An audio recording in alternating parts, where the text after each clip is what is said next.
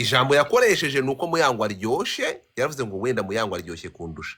Ndavuga ushatse gusobanura. Rero banyarwandakazi ni nayo mpamvu banyarwandakazi hano igihumbi muri hano ni nayo mpamvu ya Malive aza tuvuga izina Muyango. Kozi nubwo bubari niyo wagera kwa boss ntabwo uba ufite choice ko boss araza kumukunda kukurusha. Icyo ngicyo rero kuba umuntu yakubonyemo agaciro kushoboye. Ni ukuvuga ko we icyo akora Muyango icyo yakoze ntabwo yabwiye ngo araza kwirukanyisha boss nubwo babihindura. Muyango we araza kuvuga uyu Eric ari hano, undi yabivuze ntabwo nawe yigeze bihakana ngo uyu ari hano. We Muyango icyo avuga kandi nzi ko icyo akunda kuvuga ahita avuga ati njyewe I am not coming if Zinda is coming. Oya ntabwo ari uko byagenze, yabanje kuyishamba iminsi barayimwambura. Urimo kunyumva? Ariko mbere yuko anambura imyanya yuriya yamanje kwambura Eric imyanya yakoraga. Iminsi yabanje kwambura Eric. Uyu nguyu iminsi Eric yakoraga baramanza barayimwambura. Arayamburwa uyu nguyu aravuga ati nta kibazo njye ntacyo n'ubundi Eric we ni umunyamahoro. Turi kumwe bamusigira umunsi wo ku cyumweru. Iminsi ya ntuza ya Zinda nayo barayitwara. Urimo kunyumva? Ni birebire nujya kubireba ni birebire. So iki kira kintu wavuze ngo kubera kudasherenga bure n'abandi bantu. Kuki we yumva ko ibyo agomba kubikora wenda ndashaka gusangira n'abandi. Ngaho yagiranye reka twemere bagiranye ikibazo. Nawe njya ku rutonde rw'abantu bose. Muyango ntabwo ari indyarya. Ntabwo ari indyarya. Uzi ko njyewe Muyango mubwira muri aya magambo njya mubwira ati Muyango mu muco wa Kinyarwanda habamo kuryarya. Ugomba kwiga kubana n'abantu ubaryarya. Like umuntu iyo erega ibi bingi ntabwo nabona vugira Muyango kubera tutavugana ibi bintu byose mba nabimubwiye kandi n'impande z'abantu urabizi ko ari njyewe umuntu wavugiye keza ati risky hano wowe mwanzi mwamwanjamye wowe good father. Sinavugiye ntabwo mfata Saida reka. Nuko mushaka kumva ko this time nimo ndavugira Muyango ko noneho ngo yewe ngo Muyango yabaye na boss wanje. Kandi keza mwese mumwanjamye ari njyewe waje noneho nanamuvugira ndumwe mu gihugu cyose. Muyango ibyo bintu mba navuganye nawe nkabwira ati Muyango mu muco wa Kinyarwanda abantu bararyarya ibyo bintu wihagararaho ukabyimba ukajya kubera mwagize beef. Muravuga ngo Muyango ngo baramukubise. Uzi ko Muyango baramukubise ibyo bamukubita ingumi akagwa hasi byari ukubera Zinda. Gute se? Ndeka simbijemo mbabarira. Urumva ariko rero natitwararika niba utangiye kwigira VIP ngo ntiwavuga bakagukubita ingumi bazagukura n'amenyo. Tuzubane n'abantu.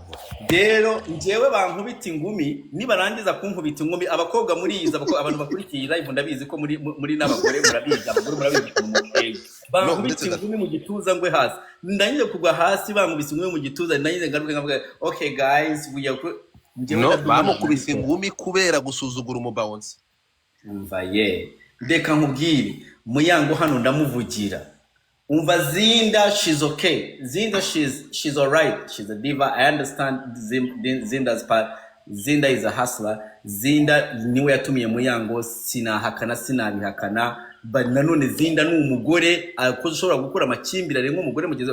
Zinda na Muyango bamaze gushwana inshuro nk'eshanu cyangwa niba ritazi biganye no kuri academy yo ngiyo za kera.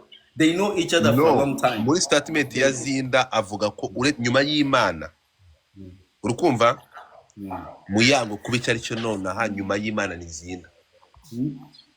Kandi akavuga ati uyu muntu uretse gato turemeye nabyo ndabyemeye. Uretse gato dumba umuntu yafashe from scratch siko bimeze akamufata akamwubaka akamushyiraho itafari rimwe kurindi siko bimeze akagira ishyaka niki cyafata noneho akagera naho amuzana akavuga ati naramwubatse ndi proud ye kuba nshobora kumuzana no tugakorana naha ngaha ndi urimo kunyumva she will be proud ni umuntu wanjye ukura no umuntu utaragize agira ishyari ryo kubana bashobora gukora akamusiga akamutambukaho.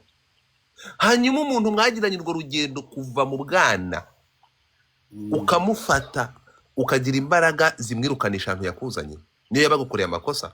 Oya ngo byagenda nabi niko biri. Zinda na Muyango relationship ya Zinda na Muyango iri mu maseri. Urumva relationship ya Zinda na Muyango batangira bakiri ku ishuri bagashwanira ku ishuri nk'abana bakaza wa mugane Zinda kaza kamwereka ngo let's do this bakongera bakiyunga barangiza ntabwo nshaka kuvuga byinshi kugira ngo mvuge ninde wakoze amakosa cyangwa ninde wakoze amakosa kugira ngo bongere biyunge. I don't wanna go there cause biraza kuba birebire, ariko I'm telling you bajyaga bashwana biyunga n'ubu ngubu I'm telling you nubona ko bashwanye bashobora kongera kwiyunga cause iyo aba ari seri nk'iya gatanu. Zinda na Muyango nuko bameze. So rero niyo mpamvu na Zinda ntamuvuga nabi njyewe cause I know at the end of the day bashobora kongera kwiyunga. Njyewe mbanzi at the back of what I'm keeping nibyo mpamvu ngubwira ati njyewe Dumama ni smart. Like I'm keeping the fact that Zinda and Muyango they can still be friends again. Niyo mpamvu Zinda ntamuvuga nabi cyangwa nimo namuvuga nabi, but at the same time ngomba kugufata we Muyango tuziranye ntabwo ati Muyango ameze gute, Muyango tujya ducwana nanjye nawe tukiyunga, ariko in a large picture, in a bigger picture Muyango ateye ate ashobora kuba zirikina amakosa yenda yazi Muyango nkawe, ariko ayo amakosa ye ni menshi kurusha ibingo byo biramukorerwa. Ngaho tureke iryo zina turamupromotinze bihagije natware. Ntabwo ari amakosa ya Muyango ntabwo ari menshi kurusha uko muguma mu mwanja. Uko Muyango mwamufashe mukamugira igitangaza tumuvuje igitangaza. Ntabwo muguma mu mwanja amaguru. Wagiye tugarukire kuri case. Ntabwo ari umweranda ariko Banyarwanda mugomba kuri case ya mpano n'ubundi ikiganiro ni ya mpano niwe Ribu yavuzeho umwanya muremure. Amakuru aravuga ko ya mpano nibiza gusanga irindi racyari mu iperereza. Tubivuyemo kakibazo ko tubivuyemo nanaje nibasanga ariko sura mutwaraye hari uri kurubona hano. Okay nanagaruke nibasanga ya mpano yarabigizemo uruhare mu gusakaza ari amashusho nawe bazamuta igihome.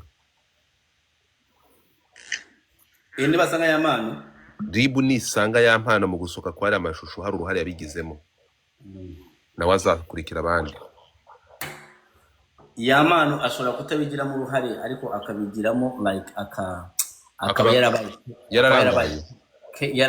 Ibyo ntabwo bigize icyaha. Umuvugizi wa Ribu yabisobanuye avuga ko gusakasha amashusho bya bintu nahoraga mbabwira hano nibyo yasubiyemo.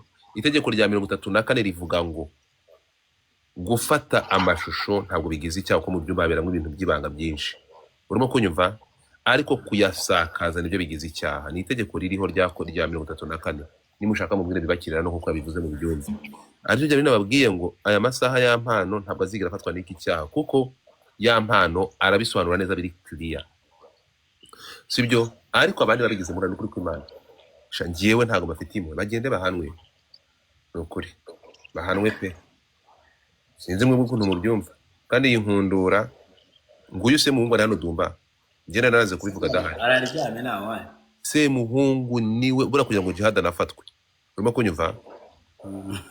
Ya mpano yatwaye ikirego cya jihad ageze baravuga ati ibimenyetso uvuga ni ibihe.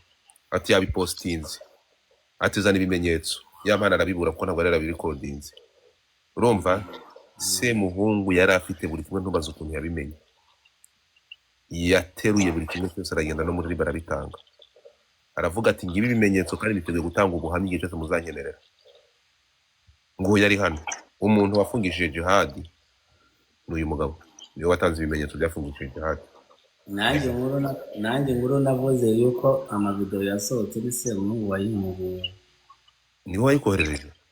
Niwe yahamagara y'ingo aranayiguha arayimbwira ahubwo so musaba parambwira ni yazitanga. Urakoze cyane ngiye ntabwo nari mbizi. So urukumva umuntu n'izina ry'Imana ya mpano atanze ikirego cya jihad yavuze ko bahuriye Nyamirambo akagira ate akamubwira ko agomba guhereza Pazo amafaranga miliyoni 2 ze bitari ibyo ibizamuho biramureba. Ati noneho ibyo bintu uwo muntu wabimbwiye ejo bundi nigiye kubona barabipostinze. Ati ufite igihamya ko yabisakaje abipostinga. Ati yabipostinze kuri stati ye. Ibihamya birihe? Ya mpana ry'indimi bro. Eric yahise akomanga kuri Ribu ati Banyarwanda ati Ribu ntimuvuga ko Abanyarwanda tugomba gutangira amakuru ku gihe. Ati none ntimureba ko ya mpano yahungabanye nyuma y'ibyamukorewe. Ati nukuri kw'Imana ibimenyetso ngibi. Ntumbaze Eric azana archive akubita hali ya Ribu irumirwa. Bohereje imodoka ije gushaka jihad. Niyo mpamvu Godfather sibyo aba ari byiza like kuba uzi kubana uzi kubabarira which jihad nyine nicyo kintu atagira gateye. ese ko atagiraga cyangwa atagira ko murumva nkaho yapfuye se cyangwa atagira nyine nicyo kintu Jihad atajya agira. Jihad ntabwo azi kubabarira, ntabwo azi kwiyunga, urumva, ntabwo azi kwiyunga, ntabwo azi guheza ngo avuge ngo okay iki ngiki reka nkireke reka so rero iyo nka Eric Semungu yashatse kwiyunga na Jihad for a long time and then Jihad aranga. And then iyo wanze wowe ushobora gukora ibintu mu buryo bwawe like buri lo nyine ari uko nguko wowe nubabarira nugira icyo ariko ibintu byose ukabitwara uko nguko, kumbe umuntu wanze kubabarira bifu ayishize ku 100 wowe uracyari kuri 40. ego urabyumva? akavuga kubera aravuga ati ewana uno muntu anytime amfata aranyica rero reka mwitange, niba yaranze kumbabarira icyo ari cyose yakinkora. Ibyo ni byo kosa Jihad kenshi akunze gukora. Jihad umutwe munini cyane, niyo mpamvu mba ndimo nakubwira ati Jihad buriya n'ibintu numva mwibaza ngo bamutumye arabyikorana we ku giti cye and then bikaza byikitirirwa ubundi muntu kumbe yabyikoranye ku giti cye bijyanye n'abantu. Kubera Jihad none wereka mwereka niba Jihad afitanye beef na Eric Semuhungu and then akabazi ko Eric Semuhungu arimo arakorana na Bazinda and then Bazinda ni beef na ba Muyango, kubera iki anytime Jihad atakora akavuyo ahantu yumvishe izina Semuhungu abantu basokana na Eric Semuhungu yipanga akazi Jihad abarimo aravuga ngo kandi noneho ni wa muntu uri royo your friend we go akipanga akazi akagenda agakora ibintu atatumwe byarangiza bikitirirwa abantu. Ni nkuko njya nkubwira ati ndemeye Muyango ashobora kuno kumutuma, ariko Jihad nawe ari capable yo kuba yakwipanga akazi bijyanye na sako ukuntu iteye. You know, Eric Semungu yumvikana na Jihad, Eric Semungu yumvikana na Zinda, bafite beef imaze imyaka 5. Hano nuza yumvikana na Muyango and then Jihad arabizi uyu ni umwanzi complete, icyo ari cyo cyose ndagishirayo tu. Like ibyo bintu nabyo mugomba kubiconsideringa mukavuga ati okay Jihad ari capable yo kwipanga akazi yego. Muyango yatuma Jihad let's nanjye simpakanye nubwo ndimo ndavugira Muyango katuvuge yamutuma, ariko kubera iki tutavaho ngaho tukavuga ati reka nitubigire topic Muyango nitumugire topic kubera hariho iyo probability yuko Jihad yakwipanga akazi. umva kubwira ndumva uzi impamvu Bruce Melody yavuyeyo akamagana akavuga ati mureke gukora ibintu mu izina ryanjye munyita urabyibuka izo message Muyango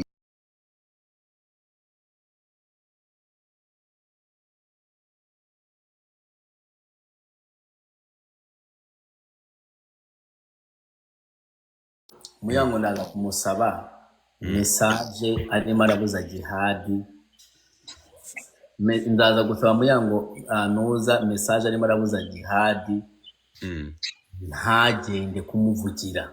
ibyo ntabwo rero yakabaye anabikora akaba clear akamesa kamwe, kuko niba ubyibuka nani Bruce Melody we yaraje urukunyumva asasi inzobe aravuga ati nge ndi umuhanzi nta sano mfitanye nawe bita abanyamakuru, ntawe natumye kumvugira, turi kumwe bro. Abishyiraho umucyo arabyihakana izuba riva, kandi wibuke ko uriya washyiragamo n'amazina sizibura kubyumva, ariko yarabyihakanye. Kandi aya masaha Bruce Melody ntabwo ntekereza ko ibyo bintu byamuvuye ko yatuye akavuga. Uyu nguyu rero uza akabona ibintu nk'ibi ngibi biri kumukorwaho akaruca akarumira, ntabwo ntekereza ko byarakomboye kugenda uzi ariko nakabwira ntabwo ibi bintu byari bikwiye ko ukumva. Kuko nge impamvu navuze kuri ibi bintu biri sosa nko mute ngaho gato, impamvu navuze kuri ibi bintu ndumva ndashaka kugira ngo ubyumve. Aya masaha Ribu rega no gukora Ribu uyu munsi yavuze yavuze ku uburyo ibi bintu bikorwa urimo kunyumva bagaruka ko hariho abantu baba bafitanye amakimbirane bakifashisha abantu bafite amazina kugira ngo baharabike cyangwa barimbure bari bafitanye amakimbirane. You get my point? Libe yatanze message mu buryo butimbitse cyangwa buteruye kuri aba bantu. Siko bimeze. None ko ari uranga uyu mwana w'umukobwa wahurudutse mwohereje hano akaza akavuga. Hari icyo atavuze. None se uyu nguyu muri muna wa Ari Yakuru. Ntabwo mu buryo buri indirect ntabwo yemeye ko se muya nani Ari Yakuru akoresha jihadi. Yes. None se ibi ngibi rero nibyo tuvuga ariko rero niyo mpamvu njya nkubaza, niyo mpamvu nakubajije ikibazo. Niyo mpamvu nakubaza ikibazo ko Muyango afite amafaranga yakwishura umuntu. Like I'm asking myself because nkanjye Dumba kugira ngo mpagurutse nze kukuvugira my friend. Ni nayo mpamvu Muyango mukunda ari ubwa mbere nje kumuvugira hano. Rero impamvu ni ndafite igihumbi cy'amadolari ngo dufaduza amafaranga nkorera. Ntabwo ngewe aho ngaho uri kumva ntacyo navugana nawe kandi nkaba mbona ko Muyango adashobora kwikura igihumbi cy'amadolari ngo akimbe. Aha ngaha let's go back here. Seka twaje kuri iyi point. Ntabwo aha ngaha ntabwo nibyo nabwiye uriya mukobwa amubwira nti uri kigoryi ukoza amakosa kandi nawe waje ko bidakora wajura mubaga. So ni ukuvuga ngo tuve ku bintu by'amafaranga nabyo byaba ari ikibazo. Nashaka agire ibihumbi 10, nashaka atanga amadolari ibihumbi 10 cyangwa ko yangana kose. Uri kunyumva? Nta gaciro kangana na personality y'umuntu ku buryo umuntu ashobora kugenda hariya ngo aje kuyisenya bitewe n'ikiguzi cy'amafaranga. Siza turi kubyumvikana. Ntabwo bikwiye. Amafaranga Muyango yaba afite Dumba Muyango yagwa amafaranga ngaho kugira ngo uze ufate umuntu muharabike. Wabikora kandi uzi ko biri byo kugiraho ingaruka wowe. Je naba nshaka guharabika umuntu kubera niyo mpamvu navuze ngo aha ngaha nababajije ngo ese niba ibingibi nanatubwiye ko jihad nubwo twabuze proof by the way nubwo atabigeze haboneka proof ko. Thank you so much ko ubisubiramo ko mutagize proof. None ko ntabwo ngiye nabi nubwo uri kuzana gutyo ntacyo ngiye bro Muyango ndamukura ntacyo ngerana nawe. I have no issue with anybody ntawe ariko ntabwo ngiye nzakoresha amaranga mutima. Aha ngaha niyo mpamvu nubwo byaje kugaragara ko Muyango atigeze atuma jihad nizo unicyo cyo gukura mukobwa nubwo nyuma yaje kukoshona agakuru akavuga ubusa ariko yagerageje gusevinga Muyango. By the way ura muri umuntu wa ntuza yashize ukuri kwishuro rya Muyango. Naya masaha abantu bari hano bose murumva ko ibyo nana yatubwiye kuva kare ntabwo jihad udahari amasaha ngo yivugire yabeshewe. Ntabwo yigeze atuma na Muyango.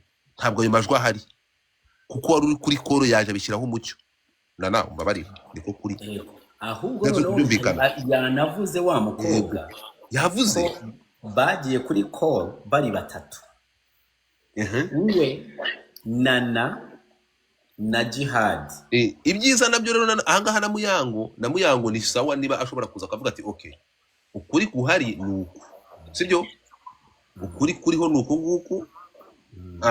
Hari wari uri kuri iyo koro uyu muntu nubwo ambesheye uretse gato uyu muntu arambesheye ariko hari umuntu ushobora kumugira gute kumunyomoza. Siko bimeze. Dumba mubwira uyu muntu azamuke avuga ukuri batari kuvuga uriya muntu amunyomoza which is okay. Aya masaha Muyango uko byagenda kose jihad ari kintu ugomba kumenya. Godfather niyo wagirwe ko yavuze ndetse ko jihad yasabye ko bazana Muyango kuri ko babirangiza. Ego iyo side ntuyibagirwe. Reka tugende gatoya aha ngaha turagaruka tugera dutya tuti abantu bumve ko nge ikintu mbona ntabwo bikwiye ko umuntu kino gikorwa kitumira byose biva fuck God Muyango waramuhamagaye last time mu bintu bya Keza. She came up here yarakubashe aravuga and then niyo nabandi manager wa Muyango I would not kumadvisinga kugaruka ngo buri live azajyaza. Hari ikintu no juha nani nawe nishire muri place ya Muyango nawe ngiye ko bikaze mugire Dumba kamubwira ikintu kimwe. Nta muntu nadivisinga kuza kuvuga kugeza kuvuga. So ikintu mugomba kumenya ntabwo nvuga ko umuntu agomba kuza kuvuga ariko sibaza kwisobanura kuri social media kubera iki. Icyo mvuga ni iki ngiki siza turi kubyumvikana ahantu hari issue ari cyo kibazo aba badamu bajyana aba bakobwa. Dumba Ah, social media n'ibi bintu there is only one way yo kurangiza ibi bintu,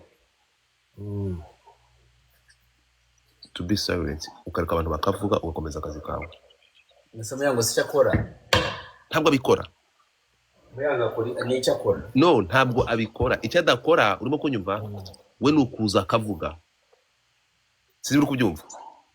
Icyo adakora n'ubwo Uretse gato, icyo adakora atekereza ko playing smart, we akareka kuvuga akohereza abavuga. Nkuko ari kubishinga utazi niba ari ukuri cyangwa atari ukuri, which is bad.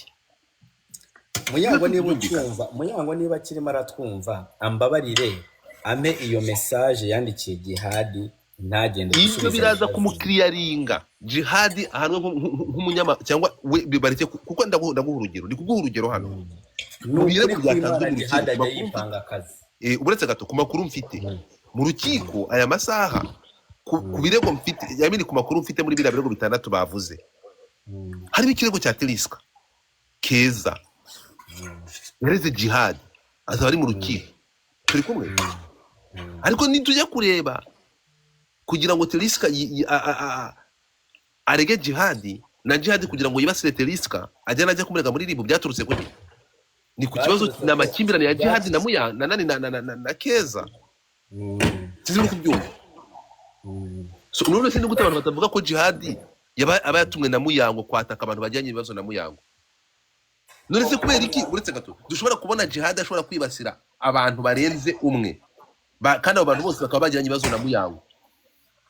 Niho abantu bahera bavuga bati reka da, ahubwo uyu nguyu atumwa na Muyango kubera iki yibasira abantu bose bajyanye ikibazo na Muyango. Abayipanza akazi. Uretse gato, okay, muri uko kwipanga akazi rero ibi ngibi ntabwo ari kesa ya mbere, nibyo byabaye kuri Fata ku Mavuta na Bruce Melody. Muyango agomba gukiranga izina rye akitandukanya nibyo byaha biri gukorwa. Urimo kunyumva? Ahangaha hariyo mpamvu nawe afata message agakumira akavuga ati hiyo message uvuga tutarabona, akavuga ati stop, mwikwataka abantu twajyanye ibibazo batajya muri gihe batumye. Siko uri kutubwira ngo message irahari yandikiye Jihad. I understand ibyo urimo uravuga, sibyo? Ndumva ibyo urimo uravuga. Ariko at the same time, sibyo? Uribuka ko injewe mvugana n'abahanzi benshi, anyway mvugana n'abahanzi nibo bantu mvugana nabo day to day kurusha n'abantu ba buri munsi. Nubwo ko ibintu byabaye kuri Bruce Melody na Fata ku Mavuta, ndashaka kukubwira ko buri muhanzi abipingira Bruce Melody. Aravuga abahanzi, nanjye personally njewe Dumba ibyo bintu Bruce Melody namucishijemo ijisho kubyerekanye n'ukuntu yihakanye Fata ku Mavuta, kandi Fata ku Mavuta every day. Murabizi n'abajyama benshi abaniga ibyo bintu bishobora gushishikwa n'abagore, ariko abaniga abatipe they would not like Bruce Melody avayo akahita avuga ngo njye ntabwo natumye umuntu agomba kuvugira. Reka musobanurire bata ubu mvuga nanjye uzajya undeka mvuge. Iyo Keza ndaza gusoma message yawe, let me talk. Urumva Bruce Melody iyo nuza yavugaga Fata ku Mavuta yavugaga, reka kirimo aravuga ntabwo yaje akirimo aravuga amuze ahita amubwire ngo man oya uratwe like man byihorere sibyo? Kwa njabo mbonye uri muramvugira uri muratwika abantu kubera ngewe nshobora kuza nka kinyuma nkahita ngo man byihorere tu, sibyo? Bruce Melody yabonye Fata ku Mavuta bamufunze, abayo aramwihakana, aramubwira ati reka ati giye yipangaga akazi. Rero Muyango impamvu ngewe nta kwemera ko yaza ngo avuge ngo Jihad yipangaga akazi, nuko Jihad yamuvugiraga anatakwivugiraga, yakoraga nk'ibintu atakwivugira nubwo bitari byo, ariko yasa nk'umugambanyi nawe. So rero ubugomba yasa Muyango yasa nk'umugambanyi agiye kugenda akahita avuga ngo Jihad yipanga kandi atarabimubwiye mbere. Ahubwo icyo yakora nk'iriya message probably yayima nje nkayipostinga iriya message koze ndayifite kuri iriya message arimo aragira arimo erega jihad arimo aratuka bazina na bakeza ntabwo bishimisha mu like uzagende rero ariko izaba ifite amatariki yabimwandikiyeho mutazayifabura izabi yafite tu izabi yafite kubera sinibaza ko yabimwandikira jihad ari muri prison oya nabimwandikiye amatariki tuba tuyareba se amatariki zabi se ndoma iyo urebye ubona uburyo jihad yibasira abantu kugera ku miryango yabo bikwiye na uya keza ibyo nyine ntabwo biba bikwiye umvuye kubivuga ntaranasaba message mu nyimoni ntabwo bikwiye narubwo mbishigikiye so urumva rero ikintu kiriho abantu bagomba kumenya nyewe ikintu cyatumye ngaruka kuri iki kintu byonyine nk'uyu mukobwa uburyo avuzemo wabyumvishe niwe ndi kugaruka kuko we maybe nk'umuntu uri ku ruhande rw'abo bantu bavuzwe n'umuvugizi wa ribu ngewe ahangana nashatse kurabura aba bloggers n'abantu bafata ayo mazina bareke kuba ibikoresho by'abantu bitwa bafite udufaranga cyangwa nabo ngo bari aho ngaho rero iki cyaro nayo nza kuba ndi nko kuri ntuzanye no kuba nkibutse dore ariko ibaza umuntu kuvuga ngo uretse gato none se ngo bazi ikintu kimwe ntabwo ntuza ubu ngubu ntabwo uyu murumuna wa Alia Kuru ntabwo atabye jihadi tafaka cyangwa mutekereza ko ibi bibora n'abantu batari kubyumva nose ntabwo mutabye mu nama Godfa uriya murumuna wa Alia Kuru ibintu yavuze ntabwo mwabihaye attention ntago we yaje avuga mu buryo bwo gutabanana nawe kumva yaje ari kuvuga kuri side zombi ntago yabihakanye ko ibyo byose bitabaye sinzi ko mwakurikiye bro twamwumvishe nagezaho naho mwinginga uyu mukobwa urimo kumva ntabwo ibintu yakoze ari byo so ariko nyine sabtuye narenza wiki so ariko yare n'inshuti ye nawe yamushyigikiraga yakwe no kuri Muyango nawe yasashe ukuri sibyo ariko hari byo nawe yemeye bavugiye mu gikara aravuga ati jihad yarabyemeye nawe ubwe aravuga ati reka bazane Muyango kuri call ako kantu ko muri kukirengagiza se ugarutse kuri yina nabwo turi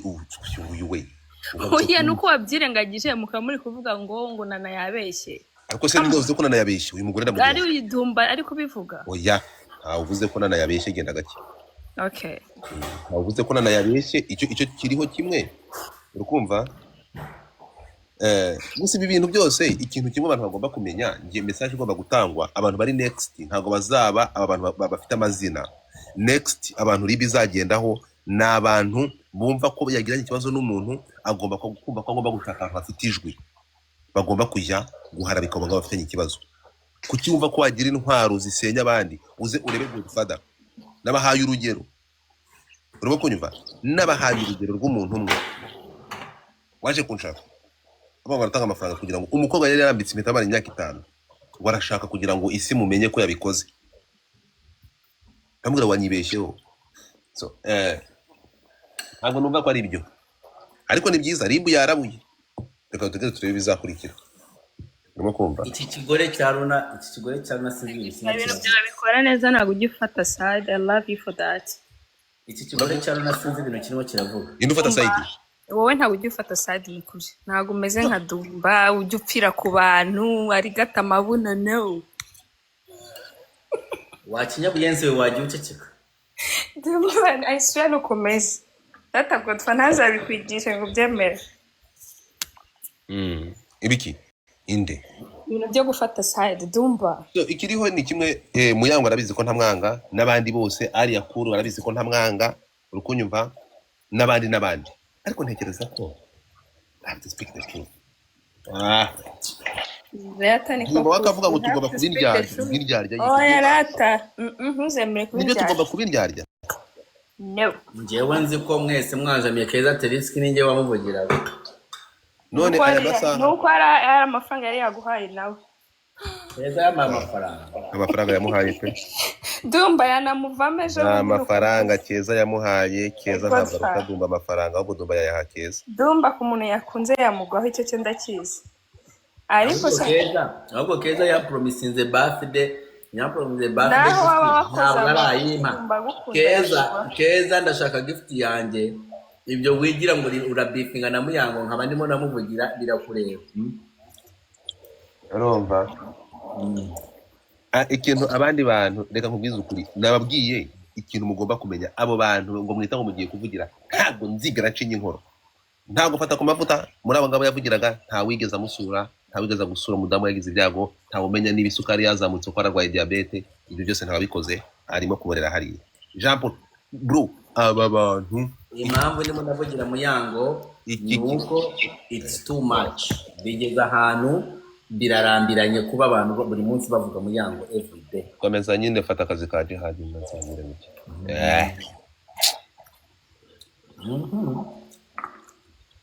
Ntabwo mpava. Ntabwo? Keza let me hope you're single kuzi neza. Umva ngiye kutamvugira gakera Jihad akincheza. nawe ugiye gutanga ikirego. Oya ntago nje gutanga ikirego kugira Dumba tambuze. Ako Godfather icyo gihe ukuntu twa besto nyene na Dumba. Kwimaragira ikotse manje. Ikintu kiriho kimwe. Ntago cyamvugiraga gutya. Yewe nicyo babwiye mugende muribe nababwiye umuntu reka nkubwize ukuri nk'iki kibazo. Semuhungu. Ndumva arakantu uvuze mu kanya. Arakantu uvuze mu kanya. Igo si ikintu. Ubundi ego niyo mbi. Muyango icyo zina ni ego nacyo. Oya na Jihad ni izina ry'Imana. Na Jihad nabazira ego. Jihad iyo yampana makuru mfite ajya muri RIB ntabwo arafite ibimenyetso byazanywe na Semuhungu. Dumba Muyango azira kugira inshuti ziri fake nkamwe bindyarya mutamubwiza ukuri. I'm sorry. Ese wowe urinde uri muri Godfather uyu muravuga nini? Reka ndizana n'akavuyo. Reka mpuzanira abantu mumenya, mpuzanira abakobwa bawe. Dumba shetani. Ubundi nuko ari uyu ushobora gufata abarundi kazo kabazana mu Dumba. Bose turi bamwe. Genda murundi kaje. Queen kikigira kikuvugira ukiri kuvugira Muyango. Nta na gato rubura kuza. Nanje numiwe frame. Bisha hona Dumba avugira amanyamafuti. Avugira injyajya. Gahunda Dumba ari ngiye space maze umwanya munini. Bana kubunzaje muri izi ndaya mu mvuge. Oya ariko ntugatuka abantu ngo ni indaya bro. Eze ni indaya. Ndakubwira. Amauka biki.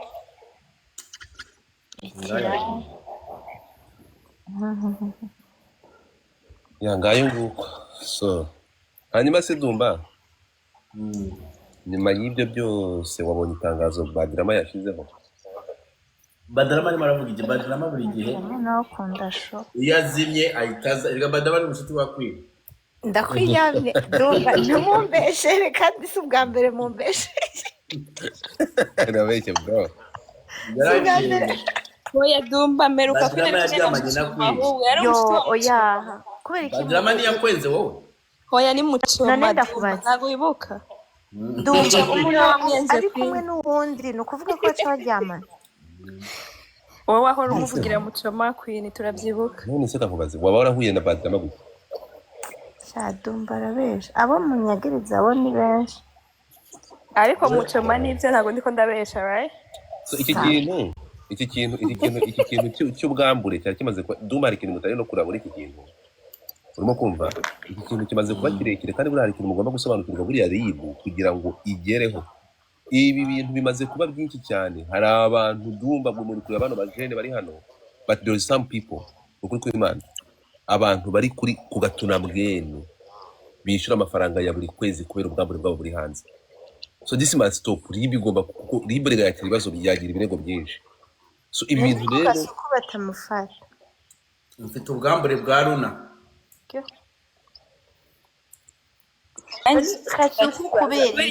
Batamufunga mwagiye kubaza RIB hano turi RIB kwari we ikene ya mbere ariko muravanga muvanga amasaka mari muravanga kabisa. Oya nakabazo Godfather hari ikintu yatutse Bface nabi manje mujye musobanurira ikintu mugomba kumenya ntukavanga ibintu bita byawe ariko wowe uvuze ubusa kubitwa n'inkuba. So twumvikana ikintu kimwe ibirundi kazuzanya hano bigiye ariko Godfather kuko hari abantu ibirundi kazuzanya hano bigiye kukwangira kimwe n'ikinyabuyenzi ikindi twumvikana ikintu kimwe mukavanga ibintu. Ejo nakoze space nahamagaye Bface hano arabisobanura mwamwumvishe. Bface yavuze ngo iki? Yaravuze ngo iby'abantu byo Bface yaravuze ngo yaraje hano live nyine Bface yarambwiye hano ari live aravuga ngo Godfather amakosa ntabwo ari abantu banyibasiye bantuka. Of course bagomba kudefendinga igihugu cyabo nk'abantu bakunda igihugu amakosa kugeza amasaha umuntu wagiye nayo kuri kariya wayipfutse kantu yes akazana propaganda zo guteranya abanyarwanda n'abarundi yeah turi kumwe mm. ariyo mpamvu aya masaha turi guhiga umuntu wakoze biriya bintu nini yashakaga iki ariko rero urimo Godfather kunyumva So, urukumva niyo mpamvu bifose nawe ibyo ngibyo nukuvuga ngo yaragize ntabwo ushobora kugenda hariya ngo wibasire abantu ufate igihugu bose muri rusange biteye biriya nka kariya kantu kandi wibuke ko ntabwo kuri YouTube ntabwo hari ikiganiro gihari sizo rukunyumva ariko Godfather ariko no guhubuka guhubuka ntabwo ari fresh man none ntabwo se ari guhubuka ate ninde wahubutse kasuku yahubutse ate biriya bitutsi wowe wabikora Godfather biriya bintu uko tega utabikoze amatwi wowe tega amatwi cyangwa dumba we ko atamututse kuri tega amatwi turi kumwe ibintu udabasha gukora ubikora wimutegeka uburyo abikoramo turi kumwe oya ariko gutuka none se urashigikira ko yakeye ntabwo ari yatakara mwebwe uretse gato ka uretse gato Godfather biriya bintu yakoze turi kumwe mujye mutandukanya ibintu Gasuku arwanya abanzi b'igihugu biza bafite igihugu banagituka ariko ntabwo u Rwanda rwamutumye ngo gutukana uretse gato iki cyama gituka rero uburyo Gasuku yifata cyangwa uburyo uriya mugabo yifata n'uburyo asubizamo n'abariya abantu umuntu wese witambitse muri iyo nzira y'abo bantu basebye igihugu cye turi kumwe nabo bakoresha amagambo akakaye urimo kunyumva bari mu nzira nk'ina ya Mukankiko muzagire muri amagambo Mukankiko bakoresha urimo kunyumva ntabwo ndi kudefanda Gasuku Angel Dumba bye so, akagenda akabafata kuriya akabatwara muri iyo njyana kuko bakoresheje injyana iteye gutyo ibyo mudashobora gukora muzahaguruke mugere noneho mwe mu defend icyo gihe mugende mu defend cyangwa mubikore mu buryo bwanyu bwiza sibyo buhagarika abo bantu noneho Gasuku atari ko wakoze nk'uyu muntu kuko ari kubikora gutyo ntimushobora kubikora none Godfather we kudatukana kujya ntimushobora kujya kubasubiza ndetse kumvugiramo ibyo mudashobora gukora cyangwa mubikore muri ubwo buryo bwiza bwo kubasubiza kuki muzanga kuvuga uburyo bagomba kubikoramo kandi mudashobora kubikora mu bundi buryo bwiza mushaka kugira ngo mubukoremo noneho mu mubere intangarugero none muvuga ati kora nkatwe Godfather niwe Bifesi yarasabye imbabazi nabariya bamututse bagomba gusaba imbabazi Bifesi arasaba imbabazi Bifesi erega nta kosa yakoze Bifesi yararikoze uretse gato Bifesi agomba gukora statement ntabwo arakora statement azakora video yaranabisobanuye nava muri twarimo azakora video asobanure aniskize ku makuru mfite okay Godfather nshobora kuvuga ikintu kandi tuve kuri VBS tugaruke kuri iyi kese turiho oya hinge gato ako kantu gato tubanze twavugeho jewe ari na Bifesi iriya story hano ni birundi kazi biba bishaka hinge gato hinge dumba hinge ijya story harimo point d'interrogation uti kubera iki uravuga iyihe iyo ya Bifesi ntabwo turi kuri Bifesi tuzivugisha ngo ni rura azanye Bifesi ndabamanura turi kuri oya nashaka kubaza igituma kajya uravuga ngo washaka kubaza nashaka kubaza gute kajya gaparti kasohotse ikiganiro kitarasohoka ibyo bintu niyo mpamvu ababikoze barafite papasi iyo mpamvu babikoze bashaka gutera uwo mwiryane uri kunyumva ariko ngiye ku ruhande rwanjye nkumva ko barenze umurongo bararengereye urimo kunyumva bararengereye pe uriya muntu wabikoze yararengereye cyane kandi niyo waba utwika turi kumwe ntabwo wakimanura kumanura cyarunu urakoze kukimanura urimo kunyumva ntabwo nijye umumanuye urimo kunyumva kwini ntabwo muri ibi bihe turimo umuntu nuko byaba bimeze kose uriya muntu yararengereye yaba yaratwitse yaba yarabizanye muri showbiz yararengereye urimo kunyumva yararengereye niyo mpamvu abonye abarundi babyamaganye n'abanyarwanda bakabyamagana abanyarwanda barabyamaganye pe gusa ikintu kitazenya ni Kasuku amajambo kuraho urwo rwa Queen kuraho nawe aba ari gusebya igihugu yo bari kora kivuga aho tugaruke rero kuri point twari turi twari iki kiboro cya Queen ako Dumba wagiye basariye mu buryo iyo mbona tubaze igihe kingana gutya galeri ya Godfather nta kindi kintu kigeze kinjiramo ariko ngenda ngo Godfather kigwerewere ndebera no kuri kw'Imana bro ko Galeri yambaye ubusa Jesus God ushaka yambare string basi Galeri yanjye mwayambitse string God waza gukuraho cya Queen yagiye kuri charging ngo ntemo hanyuma ngo ngire ndi charging asheri nkareze ku mafaranga God kuraho cya kuraho urwa Queen kuraho umutima God kuraho urwa Queen kuraho Queen kuba ama gift ubwo utangiye kukuha gift naguza kurukuraho nkeya kuraho kirofa oya none Kadumba uca wunguki ano reka tukavuge ukareka kwigira umwana ubundi kwirinduka atangira iyo gift iri kurabeshesha God iyo gift oya Godfather nanje ahoramo umutima reka ndamuherega God ubwo gift nivyo kiba kirakubeshesha na habe na manegani agiye gutangira habe na manegani kiriko iki kura atangira gutya Queen muramukora atangiye buhoro azana akajwi gato yagatangira buhoro turabe ikindi wotanga wamuhimbiriwe ngaho numva ingene Kidumba kiri kumprovoka Dumba si hondi yeah my people izina ry'Imana uzi ko live maze kunyuraho abantu 22,500 22,500 na 500 haba hahiye ariko ubundi Godfather wowe uryamanye n'umukobwa ujya umufilma kandi wamubonye kuko amaze gusa ndakumanura wumve kirimo kiravuga God niwe witeza inzererezi inzererezi ni yabana n'umukobwa uye n'iki niba niwe witeza inzererezi umva ibintu kirimo kiravuga none simbaze Kadumba ka utasuhuje umugabo wawe simwe iruhande rwawe uyuhe se muhungu ari n'umugabo nanje narago ni kutabona Radu in the house Dumba ni kutabona ko abana babyutse data ni mu blessing dore mba nabahaye inkuru mukaryoherwa aba diaspora mwabo icyo bita Netflix aba diaspora shahu n'abana baje baba bataka kurara ku manuza batwumviriza shaka nkubwiza ukuri ngewe ikintu kimwe abantu bagomba kumenya gukorera ibyaha kuri social media ushaka wabikora kandi ugatwika kandi utigeze ukora ibigize ibyaha ibyo bintu uremera ko bishoboka Dumba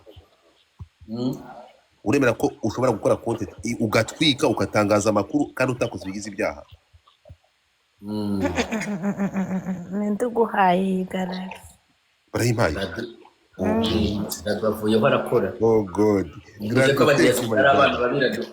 thank you n'abandi mukuru bisa n'ibyo ngibyo mwabibonye exactly Radu wowe na urabona twebwe tutari abantu ukora tugeze mu gihe cyo gufata break muri break ni mutanga amaturo ngaho ni mutanga amaturo mutanga amaturo badiaspora Godfather ndakubaze nta mpanuro muha basi yewe inanga sister wanje uba ukoze iki ko ndaba dushaka nta mpanuro muha abantu nkatwe dushobora gukora kamera down tukifilma bigatuma zisohoka erega ntimuze muri aba bantu nabo ngo babipartage natwe tubifitemo uruhare ariko se rero uri kujya kutre ikiganiro bro hano turi kuvuga umva mubwire umva Queen sometimes ndabyiza ko uza ukamanza kuva context y'ikiganiro turimo hano twari turi ku kiganiro tugendeye ku kiganiro cyatwanze n'umuvugizi wa RIB ari kuva kuri video y'impano ya Yampano avuga ku bantu bafashwe n'ibyaha baregwa dusanga harimo abakoze ibyaha bafite ibirego muri RIB ibyaha 9 siri kubyumva tugaruka ku bantu ngo bakoresha abandi kwibasira abandi iki kiganiro turiho ntabwo turi kuvuga ku bwambure Bodi uzi kuntu ufata Queen mandu shimi dore Radu ari kugutamo bro Radu ni wowe wa mbere Radu ni wowe wanje Radu nzoguhaba ku bashiki banje umva uzi kuntu ufata Queen Dumba ndeka uzi kuntu ufata Queen mufata nka bwa mukobwa wenda ukihakana nibiki ndeka bwa mukobwa benda bakihakana Queen niko ndagufata we trofu Dumba please okay sorry God Dumba warasaze sorry mbadi konda kina nubizi nawe ko mbadi konda nzi ko ndagukunda kanda kuronderere Thailand ahubwo mwavuze umugabo wanjye ari aho hejuru ni Wilson ubwo warahukanye ariko biza abantu bajya gushipinga abakobwa i Burundi oya godifa ariko uzi gushipinga umuntu wangiza ukamuha kondisiyo ko ntabwo nabizinze ndi mu buzima dore polisi telefone ye ukaba uyifiteho access numuga n'umuntu mubana mu buzima busanzwe urayigira ko access izi visa ziravuna bro. Oh yeah, Godfa, let me tell you something. N'umuntu uzi ko Queen aranje gukora mariage ebyiri ashaka gushipinga abagabo bose baguma ashika ngaho bamwanga cyo uzobaze Dumba never jewe uri kuramvuga ntabwo uzi ko tuziranye genda ninde naje gushipinga je shipinga ndatanga visa no shipping numara oya shipping no kugenda ugafata abagabo muri Afrika ukabaza nabo mfata je ndakundwa mfise igikundiro mvuka mu bwoko bw'abashaka umva chérie ndumushambo kazi narakubwiye ukore siporo uri mwiza ku isura hasi uri kimwe ariko shumi we nta foto yo kuri Thanksgiving wabonye yuko nje nsigaye ndi ntuze ndi fit uheruka kera naragiye uwa gatatu nazaguheba naragiye Turkish shushu nta makuru ndakumanuye kuko n'umutima wampaye uravayemo none se ko ndi kukiganira tugiye kukiganira kuri uyu mudamu kuraho reka tugaruke kuri bagishipinga bagiheba ubu gucikira kora siporo narakubwiye ufata amahera wa mugabo wa datinze ngaho se kumuvuga kandi yamanutse tugaruke kuri point nta muntu wo kudusengera ahantu hagira umuntu uza adusengere kugira ngo kwirinda kubaze so banyarwandakazi iyi saga yabaye akasamutwe rava abaryamye barabyutse barongeye barahadusanze tugende tumareho amasaha ariko gode reka tumareho iminsi 3 ntabwo bishoboka kandi amafaranga amaze gukorera usimpaye agatima ngero uzamuke baraza dorwabi urumva kandi amafaranga amaze gukorera kuko amafaranga ngende ntabwo ari urukundo mbakunda ngomba gukora iyi nkuru ariko nkandeba n'ibinyanginjiriza yego da haracyabura amadolari 27 nushaka kuryamura bya bikorwa byawe Runa kamuhiya sheri ndabura amadolari 27 ntabwo ndi buryame nona Radu wahagaritse se nta gift ntanga uramugaruye nagire kubwo ubwo buntuzi good father no bro no do you think ko buretse gato ngere kanze kubwire reka tumenya ko nyanga mba mbivuga uzi mbere wakinaga game Dumba kaza akavuga ngo murasabiriza none nta muntu ugisabiriza kumurusha ntabwo mubigita gusabiriza ariko ni ikibazo mwibaza abanyamerika Dumba wazanye urwo rurimi rwo gusabiriza ariko murabimubwiye sarababara I don't give a fuck mutekereza ko miliyoni 150 z'abanyamerika zitunzwe na TikTok ku buryo na president wa Amerika kuyihagarika byabananiye bose niko basabiriza zamuka no sheri so that's the stupidity so urukumva njya I don't give a fuck niyo mpamvu ngiye muzarebe I came here I make my content nkaza ubwo ngiye nk'umuntu waje muri ubu buryo bakora iyi content haza gutya muzaza hari abatabikora hari ababikora ntabwo mbasaba naje gusanga gusabiriza ari ibanga ntabwo ngiye nsaba Dumba ntabwo nsaba nkora content abantu bakankunda bakagira gute ubundi nibe namwe mukora content nyine mukamenyeka buri so akora iki ndi kukubaza ikibazo wiri sarabyuka nuga ryamye manuka do not talk about people cyo tuvuga muri rusange ikindi cyose Dumba ibi nibyo bizo byo kuganira n'abantu bro ukamara gufata runa wanje erega runa afite umunwa no urukunyumva ibintu birambabaza bro amande kira twamanka nzanira runa mbabarira the fuck sinshaka kujya ngo mugire igihano mukigirano erega runa nuwanje guys kamaze ndebe muri galeri ikintu gisigaye galeri yanjye ariko mani hagize umuntu barabo turatunyashe bro harimo utunyashi tutatu mwatumvaniye mu tunyashi hagasigara Intasera na Karakaboro come on runa sheri runa jotem munkuremo turatuna runa jotem runa sheri ngongere runa jotem Godfa kubaza nkoze ikihe cyaha nyirubwitaraha ntabwo muvuze adahari ndagusabye kandi stop ibyo bintu byanyu byo kuzana bya bintu byanyu byo kuzana ubasi runavuga Dumba niwe nta kibazo niwe ni ngewe kibazo niwe tumenyeranye my love ndamenyeranye nyine mutamenyerana so guys uruna uzi ibintu yambwiye irabwanuka gari yanjye yambaye Runa ubusa yarambwiye sinzabura umugore ku isi akiri muzima nkiriho wapi nakizabura akiriho yarambwiye sinzabura umugore Runa afite uzarende abantu bose uzaze unsozereze abantu 115 muri gusaba request yo kuzamuka abantu 115 muri gusaba request yo kuzamuka mugore kuri iriya goro bazamure umukobwa ukunda niko nanga rwakwini rega rwakwini rurashaje rwakwini rurashaje nta na kimwe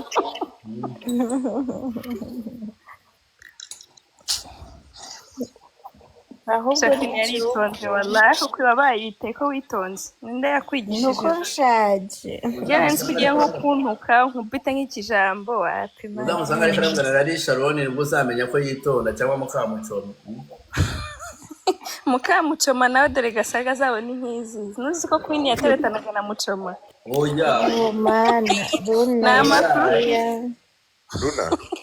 Runa ndabona ari gutangira kuganira nawe ntabwo nagira kuzamura ariko Runa uramuzi wowe no ntabwo nagira kukizamura wowe wishinze Runa uvuga abantu bagira akavuyo ku isi Runa ni umunyaka nagira kuzamura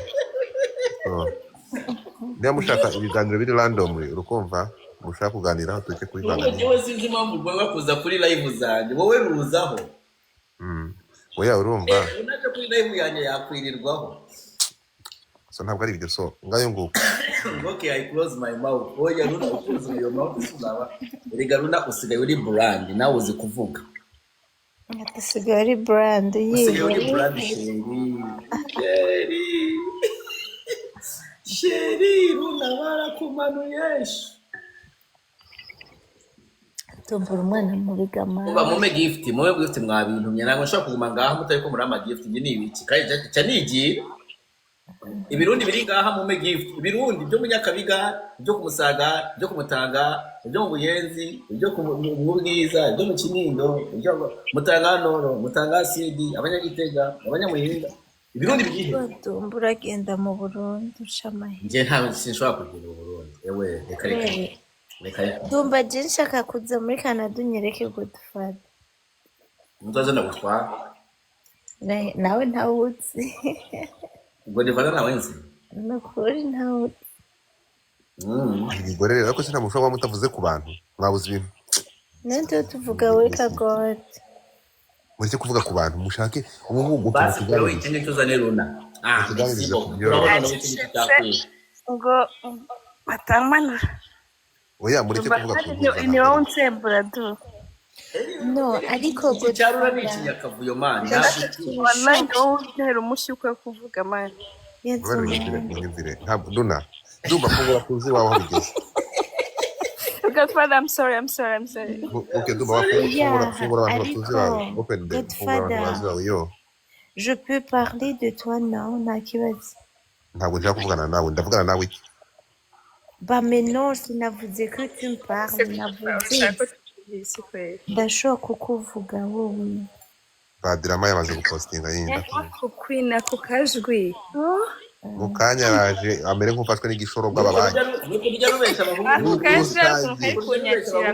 bakibaza ko ari rwiza kigize sexy cyangwa nuko bakakirunga bibaza ko ari ikigore kiziba baza bagasanga ni ingurira ngo Luna okay call me oya harindira Luna niko shanga uvuga Luna twumva dusubire inyuma et puis uvuga Luna rero si moi je parle différent bitandukanye na atoka kure wakibwawe Tina, love you too, my love. Écoute, Dumba, je vais pas me fâcher ce soir, je suis désolée. ubwo ubesha abahungu b'i Burundi ngo uri sexy gutyo bakaca baza bakaza bakakurongora abanza bagasanga n'ingunira yigenda narakubwiye ugatiyo Dumba Dumba nubona ari kuvuga gutyo umenye ko hari umujama ku ruhande uyu mama Yesu mana uyimusubize nawe gakwira aya nawe yimpe Luna Samia yagiye nje ndamukumbuye Samia man nakumbuka Samia heweza none uyamuyenze rwagasha ndumva ndarukunda kubi rwa Samia man oya Samia ni wawe reka nishire kuri kamera none wo nitonde sibyo Dumba nkumbuye urabizi nawe ibintu nkumbuye ngaho nyereka turebe Dumba wambaye igipira kibi. urabizi ibintu nkumbuye turebe ushaka kumanura kamera yego sha please Dumba urabizi ibintu nkumbuye man binyereka ushaka kumanura kamera Pablo. Jalouse. mara mugabo mano Tutu Manura tura. Dumba nyereka nyashi muri uwo musoro ngaho nyereka rwa rupaje nyereka urupaje munyereka nyashi ese Wilson na Eric baryamye cyane umva abore wenda kuramo iyo ngofero wantu urabizi ibintu nkumbuye nabore Nicyo gituma ariko uravuga amafuti. ndavuga utugambo twinshi ndake Dumba wakuyemo shankare rwa rupara rwawe please nkurira w'ubusutwa Kandi Luna, t'es devenue une pute. tumbuje n'ibiki Akwa mu isosi y'abashinwa. ndiko na muri sauce Dumba si warongoye waje ufite umugore ko wifuza ibyo bintu Ariko ngo asigaye yigana ntuzenera inate guteka isupu. ntabwo nyine mbona ni nata twateka isuku Niyo asigaye adandaza. ariko Dumba umaze kuzana ibituza bro hano umutiri gukora nk'ubu ndagufashe gashaho na bya bisuku byawe icyo gikorwa cyashyizeho tatuwaje ahantu hose wagikoresha iki Luna afise tatuwaje. uri zose bareke bagume babesha rega kuri njye naramwerekaga arabizi ko nta tatuwaje mfite Nyanzi ngo aritonda kandi sha Luna twahora tuganira n'urugwido duterana tugambe igikobwa kiza shahu nagukunda jenda ndimutinganye.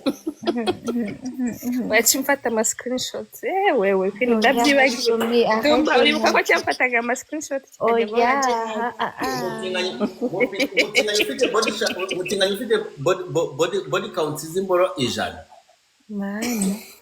Mbega Dumba. wagiye wiba Dumba, attends, je te demande quelque chose. Jewe nawe ndagashije zamani numva ukuntu kiriko kivuga Fizo oya. middle finger Jewe nawe dufiki ushaka hiki mu buzima. Luna afite itatu aha boro hose Oya, habanje mbere. boro urahazi Muzaffar. Banze uratoboje n'umuzeyi akajambo nyumva uratoboje n'umuzeyi ngo budisi ngo jihad araza kuburana yakuyemo yamboroye mu mutwe. akana arareshyura Shata babwire ntajuru buzobo. Dumba. Jewe uramfa iki? Godfather agiye nkumbuye kwiga ubuzima bw'iwawe. Dumba umva Dumba n'agatsindi byiza mani we vugana na Godfather umva ijwi Ndaza kukurungikira audio ya nyuma mu buzima bw'iwawe. Godfather uzonungikira audio ya nyuma mu buzima bw'iwanjye Ndaza kuyikurungikira doma. uri kurantuka hari ibintu byo kuri kirezi ko kiri kuvuga neza mani ariko kuri iryo jwi ryawe nanjye nayobyemo mani Je bituza vais pas t'insulter vraiment, voilà, mugabo je vais t'envoyer un audio. n'ubu kibesha abahungu bibona umva uzajya uhora uvuga gutyo wakintu ntukajya utekana uzi ko uvuga neza we nuko Sharon yabeshe ba Fernando na Kaje Sharon aravuga buhoro, ijwi ryiwe naho rimezura ku munzani. none wowe wagiye uhora uvuga gutya basi uzi ko uvuga neza None siko sanzwe mvuga kuva kera. Asha zako ubumara yabutari ko buramurondo atarafata vuga Dumva wowe twaragiye amanyama. Wilson ese Wilson wabaye iki mani njye ndikumva mfite umunwa wo kuvuga ariko mani nabuze abantu bamuvugisha Wilson Wilson witso yajyanye sinzi n'impamvu ariko batarakure Wilson Dixon bose bajyanye basinziriye Mumkirisha. yabamanura ngo mpaka ngo tweyumva ko nta mazina dufite turamanurwa Dumba iyo uriko urakoresha kirdo urakoresha ukundi kuboko ukifuka umunwa. Urakoresha ukundi kuboko ukifuka umunwa iyo uriko urakoresha kirdo. Dumba ariko Dumba wazanye Samia, ndamukumbuye Samia wawe. arahari hasi. Reka ndamukuzane ngenda mu telefone tumushushe. nanga abakobwa bo mu Buyenzi. Ega abakobwa bo mu Buyenzi ni abambere wawe. Samia ni bacu. Abana bazi isuku, bazi kwisukura, kumva. Abaturage. Wowe urabona uzi kwisukura wowe? Wabimenye gute se sha? Ntabwo wabimenye.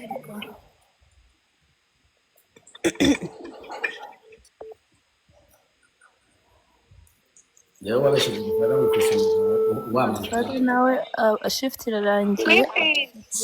Samia shushu kwa Godfather ngo Ngo turagukeneye. kuri live sheri wanje. Cyagenze gutya. Muhangi Abagabo wasambanye nabo.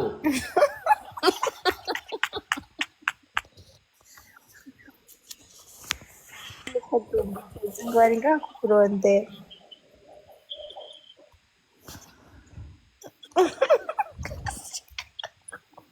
Kivuze gute? Irankekakisha. I don't know, telefone yanjye iri kuri fone.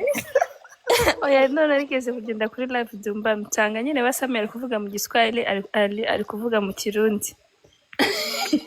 Noneho ibyo yari kwisobanura akabisobanura mu Kirundi no live ya Samia yuzuye abaswahili.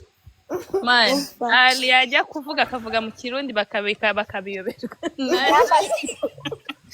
None yasubije ijambo ry'igiswahili mana narese Jean Samia yambi wanje. Dutukire Dumba. Ngo bakumenga sabe bakumenga ngo no. Dusoza cyusa. Bite wamara yawe. Bite wanda yawe. Bye. Ese ko sigaye rwirya? Niko ari rwiza. Reka cyusa mwiza he atagira ibibona. Duhitamboye ntabwo bumva uhumeka. Ngamba bari cyusa muri kamera. What do you do? I miss you so much. So bad, oh. I miss you too my chérie. Bari muri kamera ko mukanya indege iri haguruka urahita ukwamba bye. Wewe murabona afata indege? Ntabwo ureba ko ari mu ndege. Rega Samia bafite abakiriya bari aho hafi. Mugiye he chérie? Gukora. Ngiye mu kazi. Duje kukureba. Agiye muri shi. Mugiye muri Ottawa. Ako Dumba. Wowe waziyongoje ako oya. Birangiye kuvuga Ya Dumba ntacyo yoba Maria. ngo Dumba ngo Kanombe I miss you. Kirenga.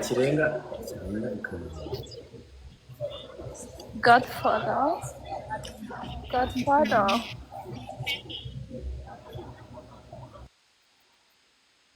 Samia. Godfather kuri kumva ijwi ryawe sex atari mu matiko. Nkumbuye kumva Godfather ari sex atari mu matiko. Leta mwana. Ntabwo Godfather gamuracijagaraza kita kibarakarira yo. Ndabona kugana na Godfather muri babiri uswa agira isoni buriya do ameze. Oya ashavura n'ingoga rero birangiye. Oya hano kuri live niho ashavura. Kera yaho ashavura ngaca ndamwugururira live kumutuka. Ubu narabiheze. Ubu naramumenyereye. Ngo runabura neza rekana n'indayi. Yise no ngakuba ntari ganto. Dumba ndasa neza shanda umukobwa mwiza. Nako ndi umudamu mwiza. Wari ufite ibage. Ndabeshe. Wari ufite ibage. Basa neza kera. Shije umva. Come here. ndi mwiza warabyibushye baba niyo ngenda ndabyiyumvamo you know that Dumba kuri ayo mazuru kuri narabyibushye ariko araducura umwuka. amazuru yanjye ni sexy Yo. Bambwiye ngo mfise amazuru nk'ay'iwawe ngo umenga ni 3 icuritse. ni ukuri ufite amazuru y'iwanjye mugabo yiwawe ari manini cyane. Yo mani yani ngo kuri live ndabe ntabwo mperuka kuraba jamais. Kyo kinogira ivyo bitsuru. nje ikintu nkunda kuri Dumba ni kiriya gipara gusa ndiko ndagikoramo ngo kumva ngo reka mbwira inzozi yawe ariko Dumba amakuru ya sheri wawe wandi wo muri Amerika tangirwa na S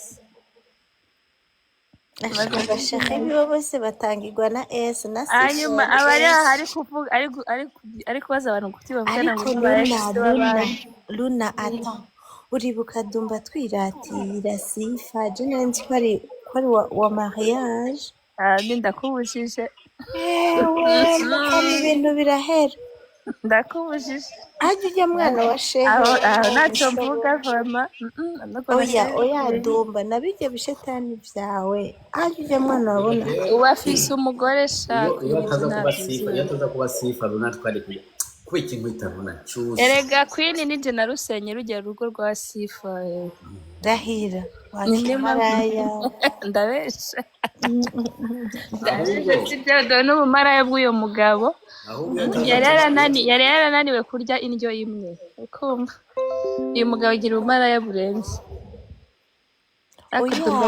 Dumba rega cyane inyuma. uracyari hybrid Sifa yamwangiye bigiye bisese. Dumba abona umukobwa yabona undi agahita abona wa wundi yabonye kare yabaye Oya Dumba uramubeshera ntubona ko ahora ntuka. Reka ndakivugira ico gihimbira. nukuri ntago umuzi Dumba iyo agiye mu Rwanda akabona umukobwa bakavugana n'iki kiramukunda pe kikagwamo ariko yabona undi wundi umva wa wundi yabonye ahita amubona ko ari mubi ndabona asa nk'abagabo None abakunda gute kandi adashobora. agirira urabona ko namye mvuga kuri mwiza ko wowe Queen namye mvuga kuri mubi nari nabihindura girirari none se bikubuza kubona undi mukobwa uhita ubona ari mwiza mbavuge amazina abakobwa Dumba écoute. Jewe we ntushobora kumbwira ngo ndi mubi ngo ufate ngo ndavyemere kandi ndabizi ko hari abantu bataryama ku bwanje. Gorata mubwire come on baby So ntabwo bunteye yarakiri mwiza sheri jewe urabizi ko mba Indi ngutokoza ariko uri byiza vraiment kandi umva ntujya unasaza rero nicyo cyiza cyawe oya gusaza bibi. uracyari wa wundi mani Na Dumba ntarasaza. ariko Dumba ujya wibagirwa amasho yawe yo kuri Instagram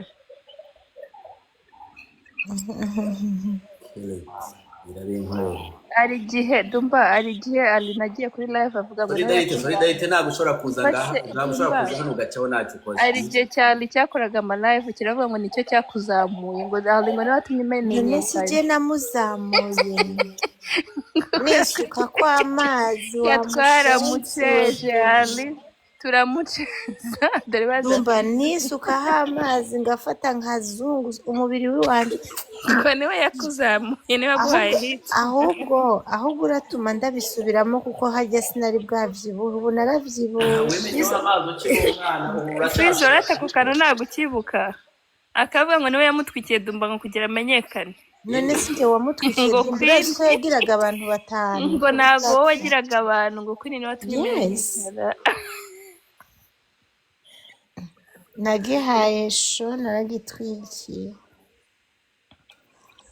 ni waje urongera urantwikurura ariko Boscan yagiye njye nari ngiye kugaruti kurya kera ko ndarikumbuye DJ Fizo ndabyibuka byose ikibazo niba nimvuga nitagaramanura ufite noza ya 17 Boscan ni Dumba wamuzamuye icyo cyo nzagihamya Dr Fizo ni umuzi umuzi se Dr Fizo ntabwo umuzi Fizo Fizo wacu Fizo wacu Fizo niyo Dr Fizo kigande kiri umuntu reka ntabivuge arega wari kuvuga n'ubu Fizo turi w'umurundi Fizo wa cute sugar yaranyanze mani naramwambuye oya nawe umva nawe hari amakosa ushinjwa mayi Luna Fizo mani by the way Fizo bwo kumanywa ko mwana ibyo twapanaga come on by the way garukiye Ali nitwe twakuzamuye ndumva nitwe twakuzamuye udukuraho amaboko ibyo twapfanaga byarutaga ibyo dupfa ngarukiye Ali bari kwangana mani Fizo ndabeshye ndumva twaramuhaye hiti turamuzamura arangije araduha nidoka Fizo yanyangiye amadolari angahe mani umuntu witwa Hope ari he hano bihamya nose twamuhaye hiti ndumva twaraguhaye hiti sha Fizo yambaye uzi ko Fizo nagiye mu Rwanda akazajya anyohereza amafaranga every after 2 weeks man amafaranga Fizo n'umwana umva Fizo ni kibajo you ndari mu bantu naho yanuka ikintu nabyemera Fizo saratuka mwibuka Blandine yarasengereje ahubwo mwibuka mwibuka Boskani nanjye ari he Boskani usari dumba yamuhaye hit maye avuzaga agakono akadumba ujyaye ukuntu wazanye Boskani ku mihanda Godfather nawe ndamuzi si wowe wundi wo gukomaga muri komanda yitwaga Godfather niwe yari ari ntuzenya Uwase Vava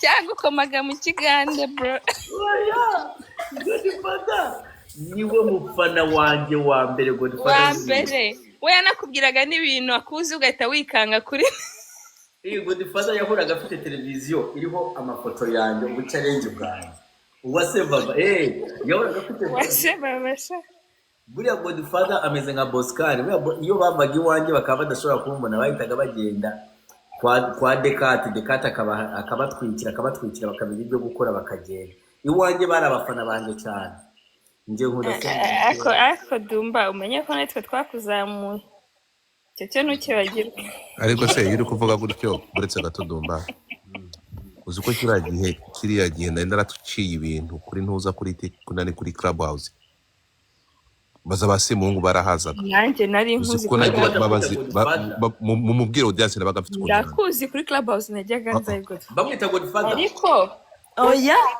oya kuri IG Godfather yazaga muri account yitwa Uwase Vava ntabwo uwo muntu ari njye ariko sinabwo mujye munyitirira that was no Vava yari wowe ntabwo yari njyewe kiragiye n'abatuza dore nguyu wese uretse batubaba no over kuri Clubhouse nakoreshaga Ganza yitwa Ganza so dumba kiriya gihe baza uzi ko kiriya gihe muri pandemic urukumva na hostingaga ba Mutesi Jolly na hostingaga kugira akantu nibutse izo drama Godfather so kuri IG waruzirimo Uwase Vava yari Boskani dore hari umuntu witwa Linda manu ubyibuka Linda ni umva Godfather uzireka mbikubwira impamvu usaga so kuri IG waruzirimo reka mbikubwira nuko hano ndi bumene umuceri Godfather ukamanura Dumba storage arakumanura bivuge nadumba bino bintu ntabyaza bivuge nawe uramanura wancha wambwagwe genda Dumba waneragira ko wapfura weti Mati bize malafu ngo kubire simu tuogere Dumba ibaze ko twadufitanye gahunda na Fizo yo guhurira mu Rwanda maye arampinduka can you imagine oya rindira zana tuvuge ibya Godfather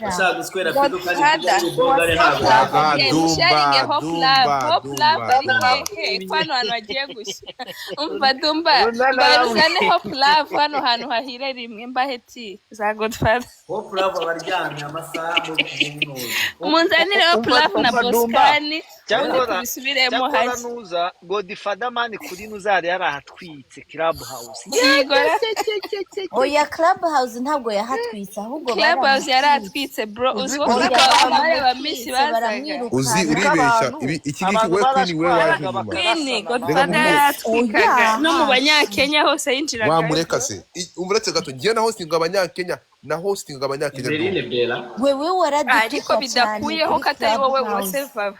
ntabwo ari Emeline njye Bella waje Uwase Vava yari Boscan. ntabwo ari njyewe Runa Oyu sinzi Uwase amajyaruguru Vava ni Godfather. shut up ariko se ikintu kirabinyitira kandi ngira ko ntari iyo Uwase Belize ninde se niba none Uwase Vava ari ntabwo Boscan? abantu bazi Uwase urumva Belize ni Boscan. umva ahantu ibyo byavuye urukumva we Runa ahantu ibyo byavuye Oui.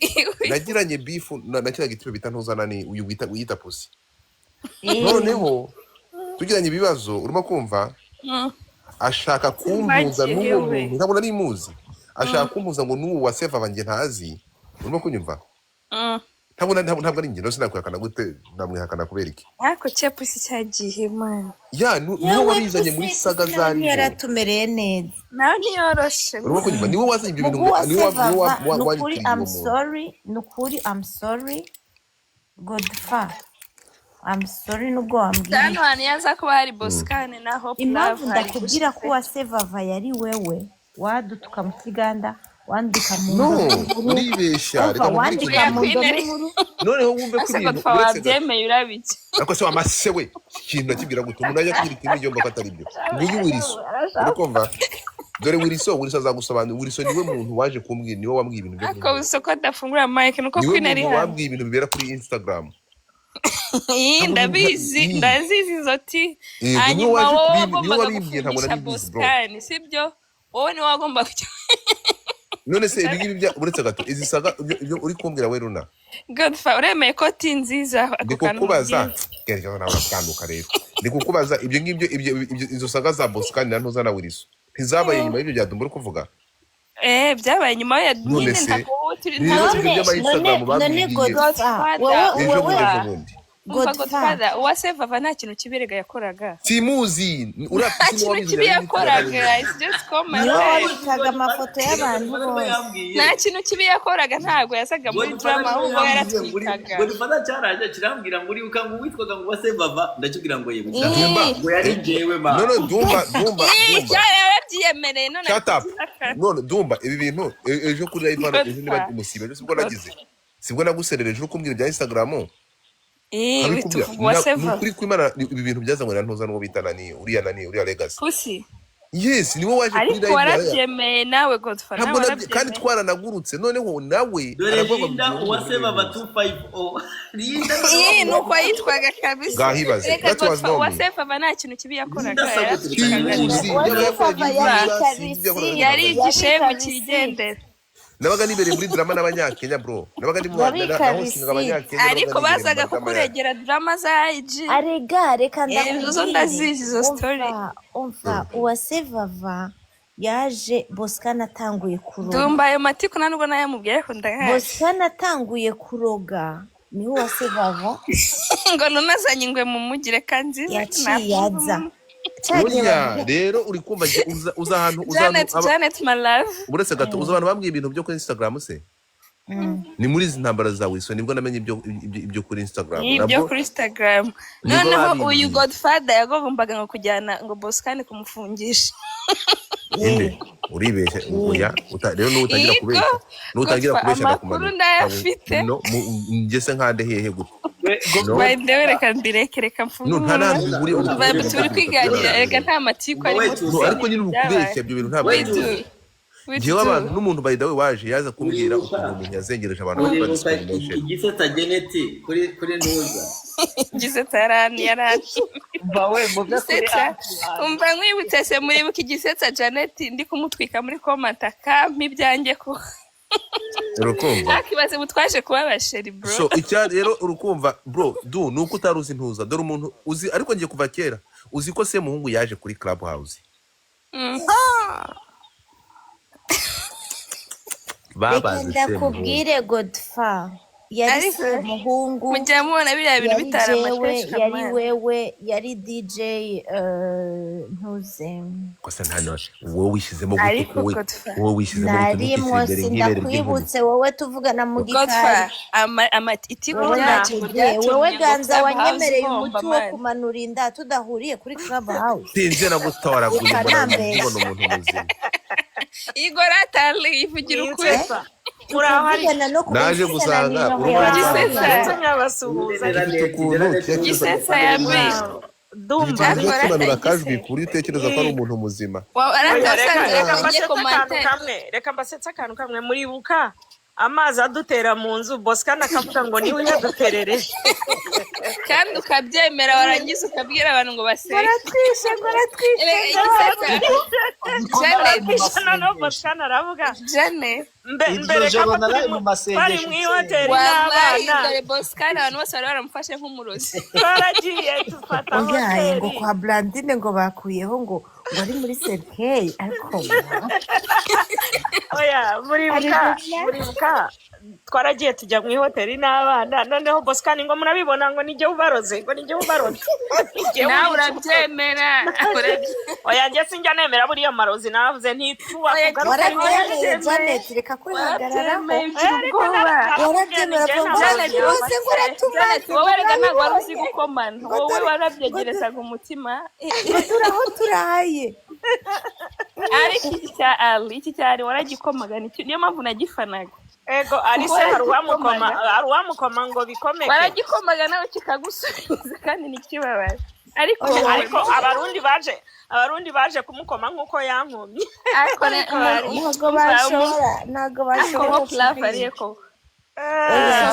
Janet yahoraga akambwira ubundi muntu itiku ryageze kuri Daddy de Maximum yagiye heda Daddy yagiye mwabana the dog ahubwo ubundi muntu yahoraga the dog boy sent by God uyu nguyu nawe yahoragaho nuza DJ Didman Didman yahoragaho nawe ntabwo yavagaho tu ese agahinde ko Didman yahora kuri live zanjye buriya agahinde gashobora kuba kanasinziriye niyo mpamvu ariko Dumba umva igisetsa harya ninde wazanye izina ry'agahinde igisetsa Godfather ari niwe yazanye izina ry'agahinde dore arabyihakanye ngo ntabwo yari wase vava oya ntabwo ari Godfather man wase vava ndabyemere mu byange reka nkubwire uruna urongera kunshije umuntu Godfather how are you by the way si urukoga bararuroze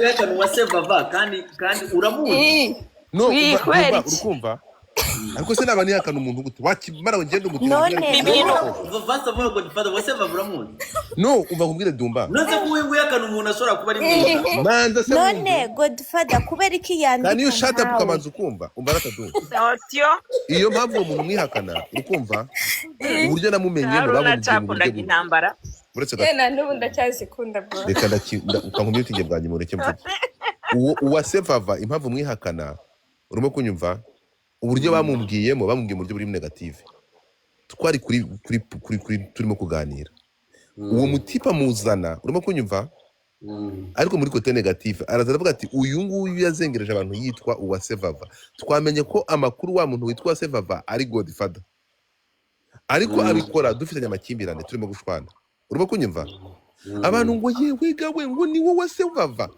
urimo kunyumva sizuru kunyumva ntabwo wase none se reka nze nkubaze ngaho ibaze none se umuntu w'umugabo Godfather ndita umugore ndita amazina y'umugore kubera iki first of all ntabwo ari umugore wase vava ni ari umugore no hari umugabo witwa wase vava se yawe kayita sero yari fake account ega nta n'ikintu kibi yakoraga mani kirere sinzi impamvu muri kumwihakana aho yari byewe bad ntega amatwi so rero urikumva reka ndababwira ahantu nabonye ko Godfather twamufanaga tutamuzi yaratwikaga muri none hold on ibintu Godfather none se ijwi ryanjye mwariyoberwa hoya ntago yavugaga wase vava no yarandikaga akabakoma noneho rero Godfather yandikaga mu nkuru mu indome zikuru nka kuriya kw'iwawe hama ibintu uvuga nibyo yavugaga yajya mu kiganiro oya mureke Janet na ari ukuntu bakomaga akantu kose kanditse ngo uriya ni Luna ngo uriya ni Hope Love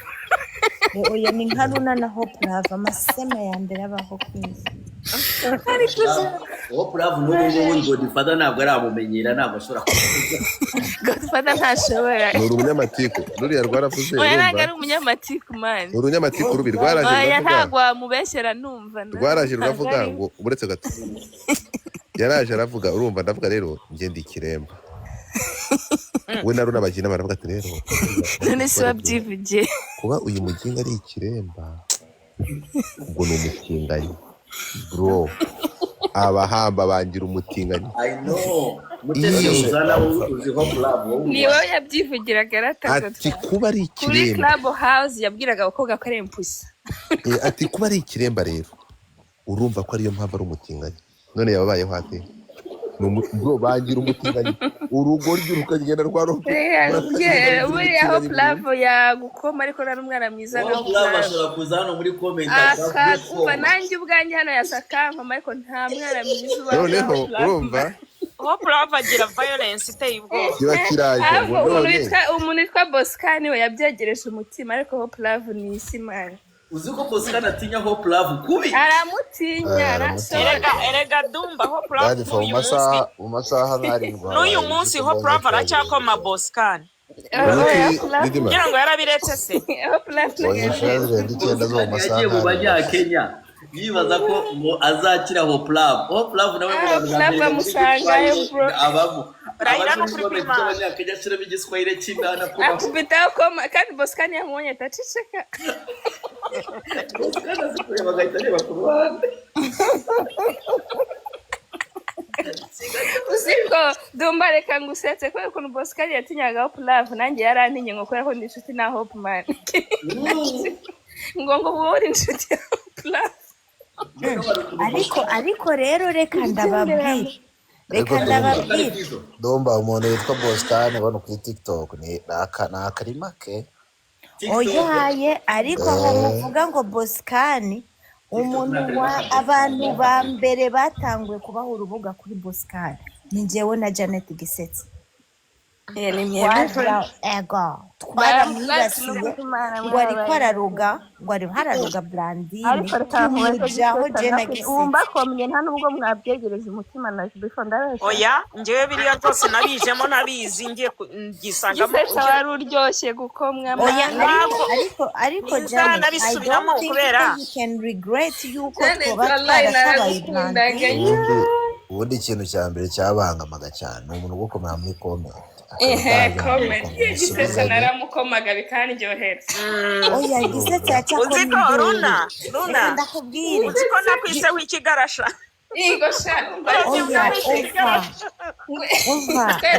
Janet yacakoma induru urumva rero nanjye gaca ndambwira none ntiwovuga buhoro rega ndakumva ori kimayi wobo wewe oya ali yakomenaga buhoro yongorera kidoma we orariyo kuri kidoma wewe abantu bagaca baza mu gikari kumbwira amadumba wazokuja ku mutwe we Dumba mwajya ariko Gisetse uretse tugarura ino saga hano afite amanyama nawe kugira ngo aroroshe wabonye ukuntu Dumba yavugiye mu yango kirege ntabwo yakuvugiraga Dumba se yamvugira ugira ngo njye umwereka urukundo we ntago ajya arunyereka ntago ajya rukwereka ko rweretse mu yango mubaze ko njyewe rata wabibonye ukuntu yavugiye mu yango uyu munsi kandi njyewe Dumba ajya kuba umusitari Janet Dumba ajya kuba umusitari ni blessings zanjye arabizi nawe rwose mva umva Janet mujye mushima Dumba twakubonye oya muzore mushima Dumba bure nabije reka ndakubwire Igisetse nukuri respect you too Janet Dumba yarakuvugira Dumba yarakuvugiye kenshi ahubwo reka ndababwire up to now umuntu Dumba atikoza atigera avugira ni jewe niba yabonye ndi umusoda ndi umusirikare I don't know aranashisha ndamwanga wowe urishoboye ariko njye nabonaga ntari muvuga ngo ndishoboye mwibaza ko ntava amaraso nkama tuduka mata bizu akoze ariri ariko nawe nduhaye sho akasuga ari wo muntu yakuvugira wo ko wivugira none ubashe kwivugira ndabusha Janet kuvuga Janet ko yavuga ijoro ryose ukambanura wowe Ariri wowe waduha wowe agashenge mukaza wasusikagari wowe ari ukayihakana yose gasusa vrema kandi twari Igisetsa warigeze kuntuka shawe Oya. avuga ati what the fuck Oya. Ntago ari jye ubwo yari AI. wari waramworoheye ati ngo yari AI Rega abantu ba mbere batangiye gupostinga abana babo bari Gisetsa na n'uyu kuri. Ariko umva Dumba wibuke neza njye nta foto y'umwana nigeze posting. Even Oya, wowe naniya wazihagira ari yungu nigeze posting. ugacuza ugatwenga wahita cyana ciwe aba bose na n'ubu baracyamutinya Hope Love Oya ntabwo napostinga abana b'abantu jewe Godfather nta aramutinya Reka mbatere story. Hari ukuntu nari mfite ibi bikorwa byose nari bifite muri groupe byinshi twari benshi pe. Noneho tukazajya dukora nyine ama space behind nyine muri kuri Instagram ariko inyuma. Noneho umunsi umwe baraza kundakaza sinzi ukuntu bandakaje bose. Bandakaje mitamba muri space maze bose bahita baratinya. Maze rwaruna rusigara kuri ngo tumararakaye wabana banje ni Jojo abizanye iby'abana wewe umva ni cute sugar man ntabwo ari njye ahubwo akakubwira urabizi njye ko ntabwo ubwo ndakaranye na Tumba agiye kumushyira hanze abana banje bagiye hanze abese mva umuntu bita Kokote yagiye manje dore undi muntu wantinye ni Kokote for no reason man Kokote arahari nyina man major daddy mwone Kokote yarigeze kuntuka nironkeye umugabo ntwara New York siyo saga zatanguriye urabyibutse umva uzi ko mwese mwari miliro imagine Kokotete ukuntu yawe muliro imagine umva uribuka Nema yarakaye ariko Kokotete mani Kokotete asigara umunyamasengesho ari uribuka ujya niba ari New York Didi man we ko ntakubonaga wabagaye navuga ngo ahantu wagiye kubisitinga umugabo ngo mu nzu ye harimo imbeba Didi man ntabwo ajya agasiba live yanjye ariko ntabwo yakomantinga we yabaga akireba yabagaho akora comment zisanzwe nyine zatari ibyanjye yewe nazamukaga ahantu ngiye gucunga njye umuntu wa mbere wazanye ibintu byo uzi ko gusa komeza asaba ngo dusubirane njye wazanye ibintu byo kudandaza nza gucuruza amanutsi nyuma jihad ahita byadukira yambaye agasengero arimo kugutekera niba ari umurete yari yambaye agasengeri kagubagubye iki nacyo cyatinya kwerekana ari abadukoreye show tuzana umugabo wambaye agasengeri kagubye hari umva mwari mwaratuborotse nakomantiza ngo uriya ni Luna ngo nta wundi noneho yambaye n'ibihari ibipantaro wamushimba bazaga kukundegera ngo unkome urabyibuka cyakoze ndumva abantu barahinduka ntabwo wakemera ko Jeannette yumva ari uwandu wa kera yewe ereka Didman ntabwo wakemera ko Jeannette yumva ari uwandu wa kera cyangwa Queen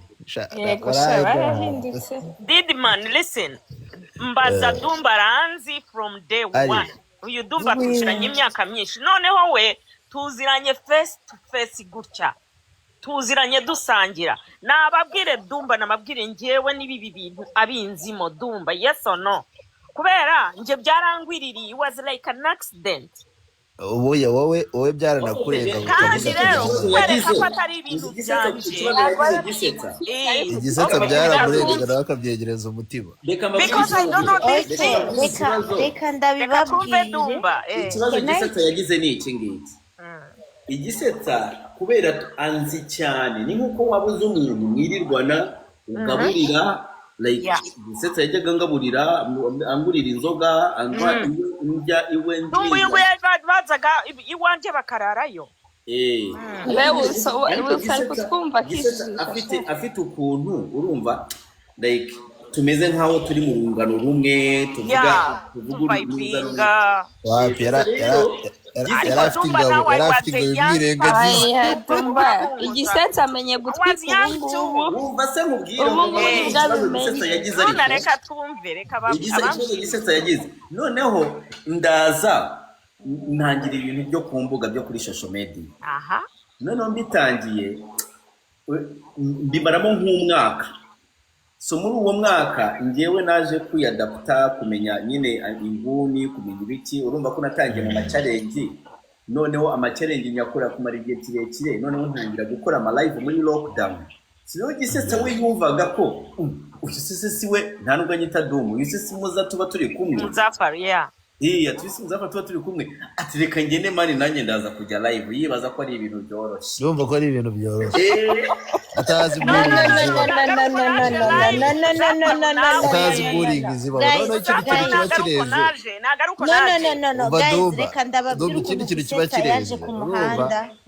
araza gutya hakubonye akazajya yumva afite nk'indwanyi, akubona mu nk'indwanyi muri abo yabonagamo nk'indwanyi.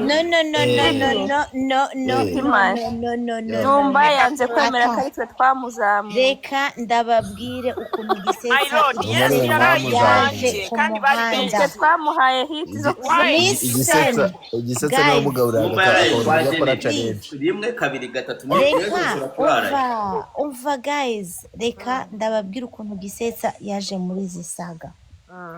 Jewe narakoze live ndaza mvuga ku muri First Lady. Yego namuvuze komtel. Hama uriya mugore Janine acarashaka kubiduza ngo navuze First Lady nabi. Gisetsa wewe nawe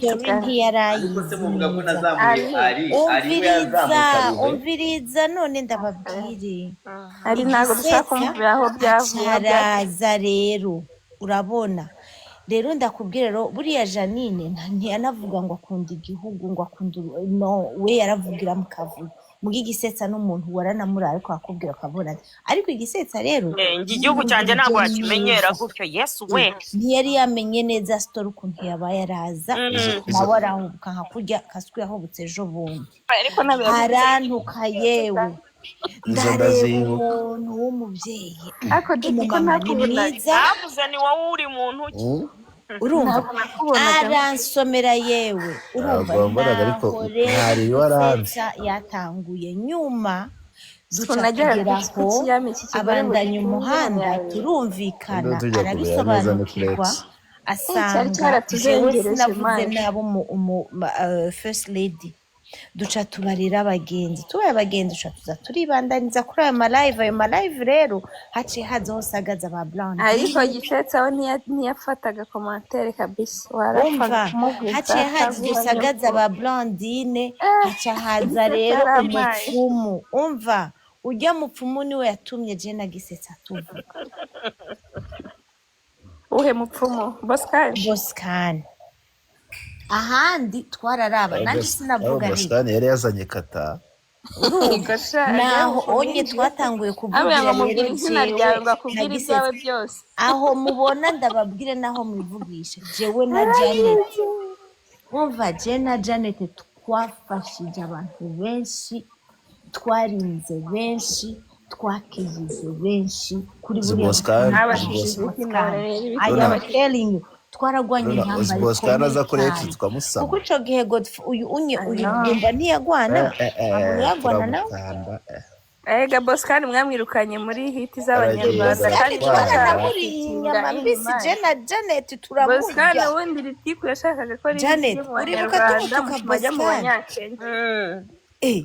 twebwe twaramubaze fo Ariko Boskani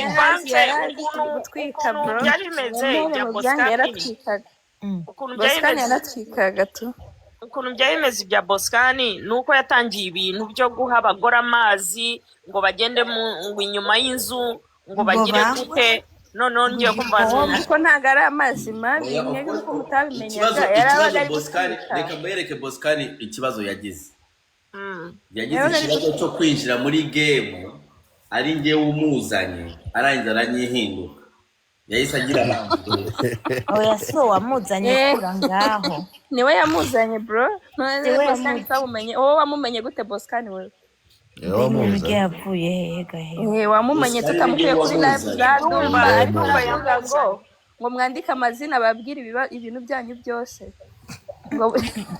Boskani yari umwesiko we ari kuvuga ngo Boskani nicyo kibazo yagize ikibazo cyo kuba nakurikirwanaga n'abantu banankunda abantu bamubona ari kumwe nanjye ariko Boskani yashakaga ati ntabwo ari umwana mubi nuko yabyinjiyemo nabi yarinjiyemo nabi yes Boskani yashaka audience yo mu mbe wowe ntuzongere kuntinya bro cute sugar panda jubebe reka ngore kukuru Boskani byanze abantu bakera yashaka audience yo mu Rwanda aza gutya azatangirira iwanjye rinjye oya atubwira ko atakinyarwanda we atakinyarwanda nyamanza iki nacyo nagwa kintu reba kore ndoro urumva Boskani atangirira iwanjye aje arangije kubera njyewe nari umuntu uri nice cyo giye muri bwa ko ntatukana ntabwo najyaga ntukana baratukana gukabareka n'ibyo Jeanette yarazi ko afite indwanyi yitwa Dumba ifite abantu benshi akabona nta kintu mukora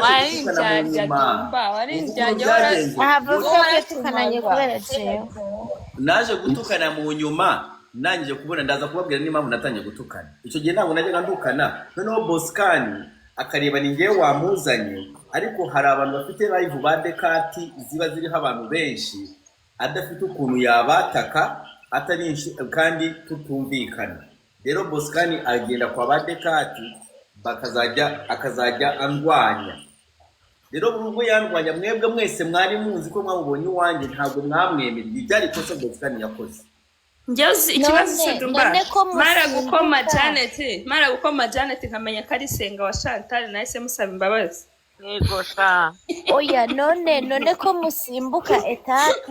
musimbuka episode ya Super Sexy atwigisha kunyonga otyo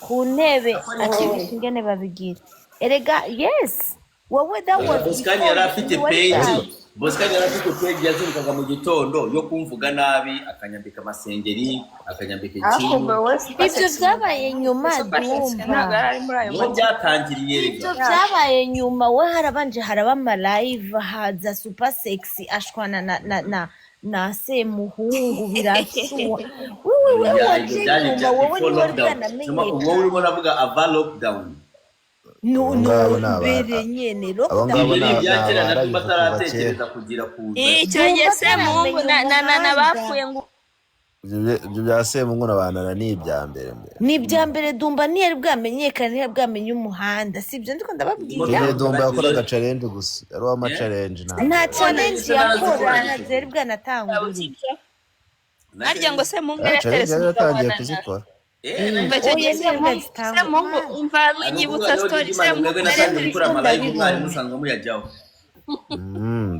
Dumba yakoze live n'utwa dusanzwe reka nta live ntazoherwa oya Dumba yakoraga live nyine zo ku icyo gihe ntizari bwatangure icyo gihe yakoraga challenge zinuze gusa z'amavideo yo guposta zindirimbo esha uribuka ibisusu bya Dumba we yambara udupira dutabutse nkumbuye bijya bisusu n'ishapiriko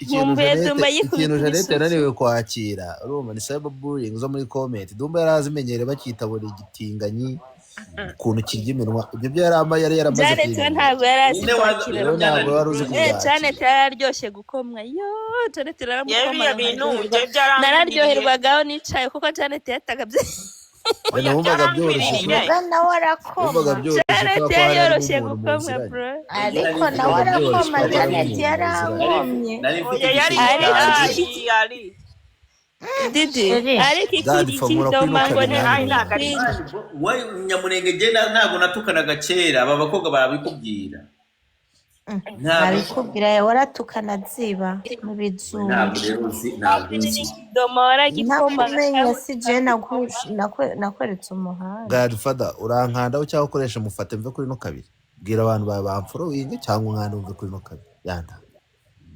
asetumba ko ari wazanye hashtag gusabiriza watumuka ukagenda urumva ukuntu nka ugahamba we oya wanze kubyemera kandi wowe urabona gore ya gitapfire uretse n'inkuba Chantal ngwino hano byemeze wase favani ndahanga tumaze amasaha 7 wabushita we ntawigeze dukandaho urahangaha ngo bagukande Godfather zamura Chantal kugira ngo wase favani zamura Chantal kugira wase favani yohere bagukande Chantal arahari Chantal arahari